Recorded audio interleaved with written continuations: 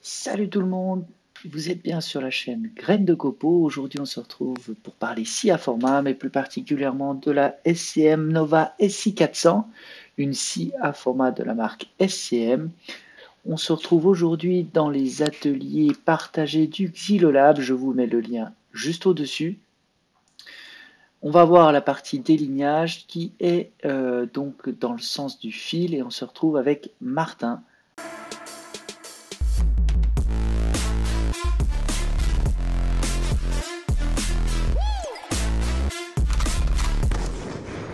Tout d'abord, on va commencer avec les coups de poing d'arrêt d'urgence. Donc vous en avez un devant, vous pouvez actionner à la main ou avec le genou, en cas d'urgence uniquement, ou en cas de problème machine.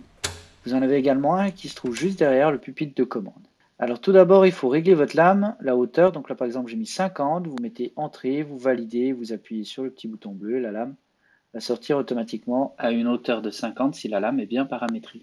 Pour le réglage, on parle de 3 dents au-dessus de l'épaisseur du morceau de bois. Ensuite, vous pouvez enlever le chariot de tronçonnage, comme son nom l'indique, c'est pour tronçonner.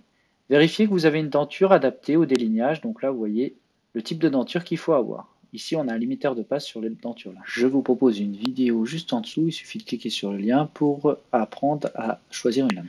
Ensuite, je vous montre une technique. Ici vous avez un support et avec le système, donc c'est une petite astuce, vous pourrez mettre le système qui coulisse et vous vissez, de cette manière le plateau tient.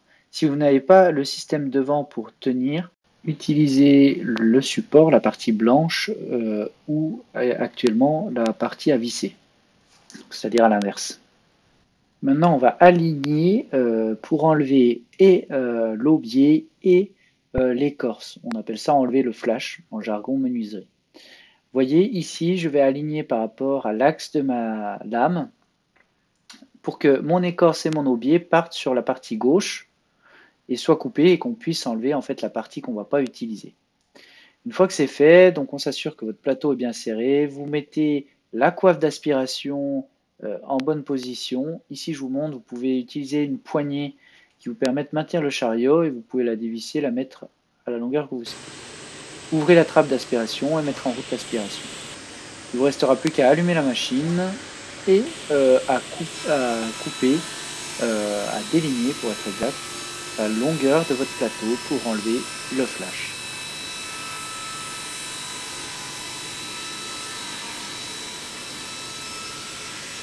Voilà.